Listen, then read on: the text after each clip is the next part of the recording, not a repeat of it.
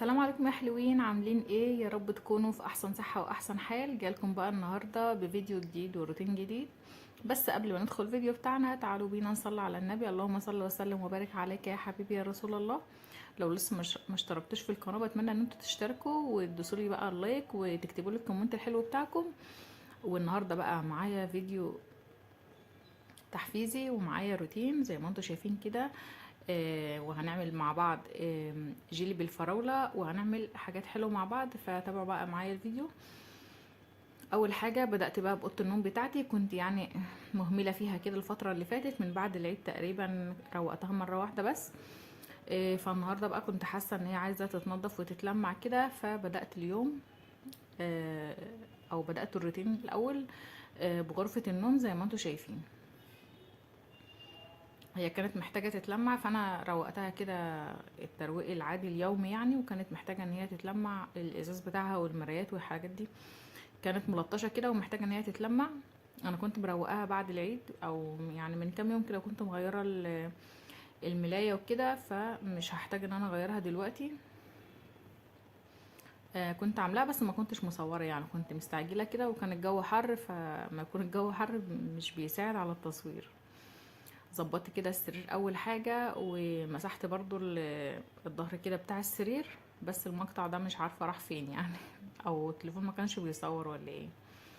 بدأت ان انا برضو اكنس الأوضة. أنا كنت مروقة الشقة كلها بره، ما كانش باقي غير أوضة النوم بس، فانا هكنسها كده واطلع على البلكونة على طول، عشان البلكونة كنا قاعدين فيها بالليل وكنا سهرانين فيها يعني عشان الجو حر زي ما انتوا شايفين.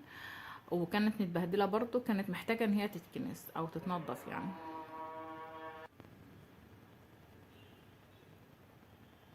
فتحت بقى البلكونة، وطبعا انا عندي بقى طبق ترمس كده من امبارح كنا بنتسلى فيه، فكانت بقى في شوية كده فسيبناهم او نسيتهم يعني، معنى اصح يعني، فنشفوا، فهاخدهم بقى ارميهم، وكان في قشر لب وشوية حاجات كده يعني.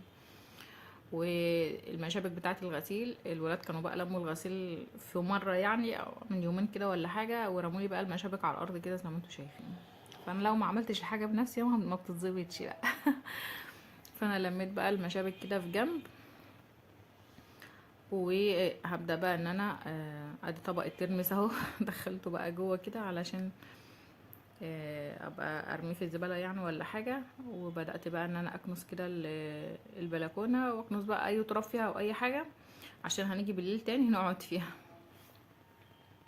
بعد ما خلصتها جه بقى وقت التسريحة. انا ما كنتش روقتها يعني قبل ما اكنس الأوضة، قلت خليها هي للآخر. هبدأ بس هي منكوشة شوية كده، هبدأ ان انا ارتب بس كل حاجة مكانها وانظمها كده شوية، وبعدين المع بقى المرايه واشيل بقى اي حاجه مش في مكانها، احطها مكانها وكده زي ما انتوا شايفين.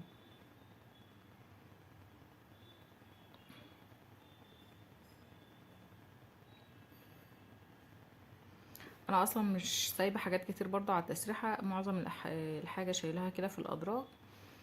بس التسريحه هي عشان مش بطول المرايه كلها او مش بعرض المرايه كلها، فهي تحس ان هي صغنونه كده يعني. هي المرايه عريضه بس التسريحه نفسها مش عريضه. والخاتم ده جوزي كان جايبه معايا من الشغل، مش عارفه جايبه منين يعني، بس هو عامل زي السبحة الإلكترونية كده بالظبط، هو يعتبر سبحة يعني. فأنا هنا كنت بجربه قدامكم كده، فلقيته بيسبح يعني وبيعد فقلت ده حلو هينفعنا، أنا بقى هاخده منه يعني. وهنا خلاص بقى كنت خلصت بقى التسريحة رتبتها، فهلمع بس المراية كده زي ما انتوا شايفين.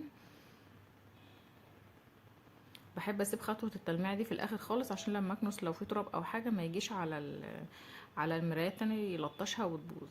وبرضو مراية الدولاب نفس الكلام. طبعا برضه انا ملمعه الخشب، شايفين ان هو يعني نضيف، مش عليه تراب ولا على اي حاجه. بس ده في المقطع اللي هو طار يعني، اللي انا بقول لكم مش عارفه ما اتصورش ولا راح فين ده.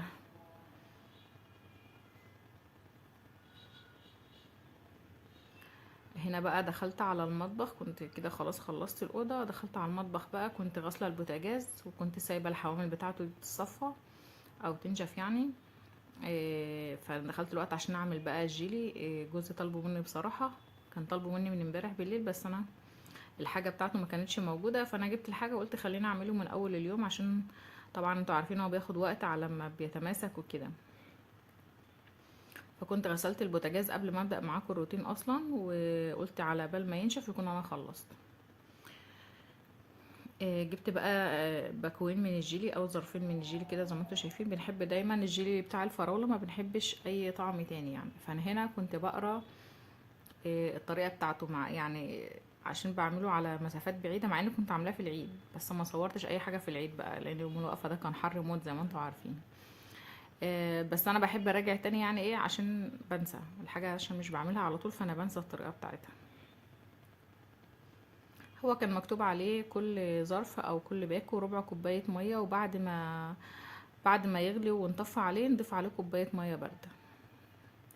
فانا بقى شغلت دماغي وقلت لا، انا مش همشي على المقادير بتاعتهم، انا هحط كوباية مية بحالها على على الباكوين. هو المفروض احط نص بقى على اساس ده ربع وده ربع، فانا حطيت كوباية مش مليانة قوي يعني على الظرفين دول. وزودت بقى شوية سكر، طبعا للناس اللي بتحب سكر خفيف ممكن ما تزوديش، هو اصلا كده كده بيبقى فيه سكر يعني، بس احنا بنحب الحاجة السكر باين فيها يعني. حطيت بقى شوية سكر، وهرفعه بقى على النار واسيبه بقى يغلي كده ويعيش حياته يعني لحد ما يسخن كده ويبدأ يدخل في غليان. وهعمل بقى ايه المهلبية عشان نكسب وقت، لان المهلبية برضو انتوا عارفين لسه هتاخد وقت عشان تتماسك قبل ما نحط عليها الجيلي والكلام ده كله. هنا اللبن كان متلج، فانا كان فك شويه يعني، بس لسه فيه قطعه تلج، فقلت هو كده كده بقى يفك على النار. فضيته كده، والجيل اهو زي ما انتم شايفين كان بدأ ان هو يدخل في غليان. مش عارفه ليه شكله عامل زي عصير الطماطم كده. فانا كنت بقلبه ومخليه بالي طبعا من اللبن، عشان انتوا عارفين اللبن يعني بنبقى واقفين جنبه وبيفور واحنا واقفين جنبه، فعادي خالص يعني. فانا مش عايزه ابهدل البوتاجاز. هنا كنت خلاص بقى الجيلي كان خلاص بدأ ان هو يغلي، وضفت عليه كوبايتين المية. وهنا اللبن خلاص كان بدأ برضو يدخل في غليان. ظبطت السكر بتاعه وحطيت كمان كيس الفانيليا، وهبدأ برضو ان انا اقلب فيه كده لحد ما يبدأ ان هو يغلي. اضيف عليه بقى النشا. هنا ده كنت خلاص طفيت عليه خالص، سايباه بقى ان هو يبرد مع نفسه. وهنا كنت بعمل بقى نشا، معلقه نشا كده كبيره في كوبايه ميه زي ما انتم شايفين. بقلب بقى كويس جدا، وهضيف بقى واقلب. اقلب بقى على طول عشان ما يكلكعش بقى في الوقت ده.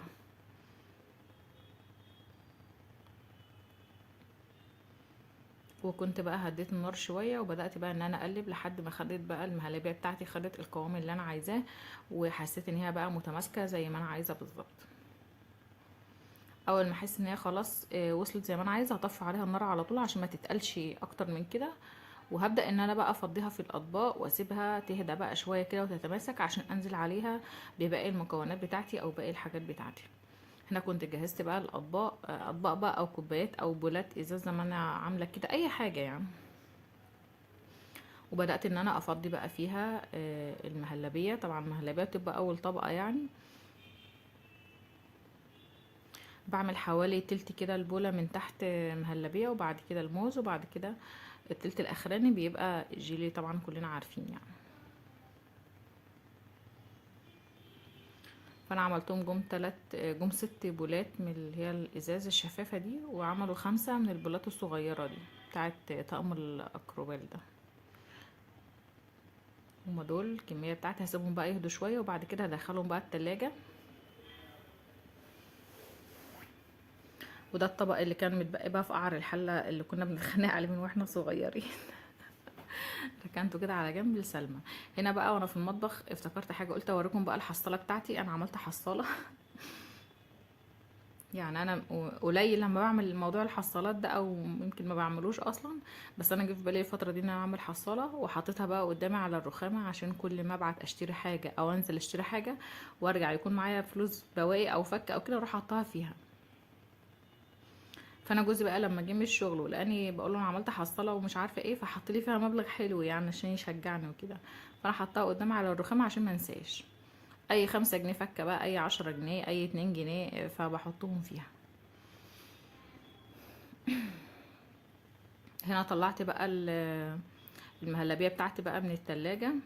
هي ما كانتش تماسكت قوي، بس انا كنت عايزه الحق احط عليها الجيلي، لان النور كان هيقطع كده كده. فانا كنت بس عايزاها تمسك نفسها شويه عشان احط عليها الجيلي وادخلهم بقى التلاجة، لان النور هيقطع كمان، يعني هيقطع 3 ساعات، فهيبقى الموضوع مش حلو خالص يعني. قطعت بقى الموز، قطعت كميه كده زي ما انتوا شايفين.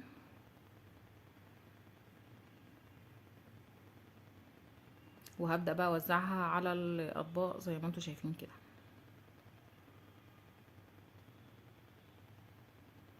انا قلت هوزع الاول، ولو احتجت ابقى اقطع تاني، عشان عارفين الموز بيسود يعني، مش هينفع اقطعه واسيبه.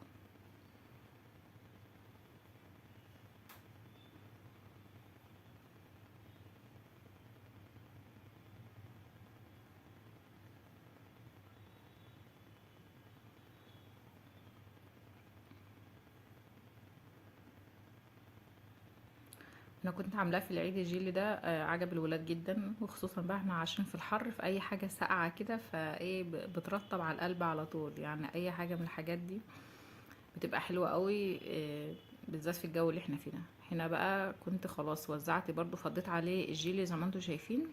دي كانت بقى الكميه كلها، وده كان شكل الطبق المفروض يعني. اخدهم بقى ادخلهم على التلاجة علشان يلحقوا يتماسكوا شويه قبل ما النور يقطع عشان ما يسيحوش بقى ويبقوا عاملين زي العصير كده. فده كان شكلهم، بوريكم شكلهم كده من قريب. وهتاكلوا بقى احلى طبق جيلي كده بالموز، او جيلي بالمهلبيه، او جيلي وخلاص يعني. وبس كده يا حلوين، ده كان فيديو النهارده، وده كان روتين النهارده، بتمنى يكون عجبكم. متنسوش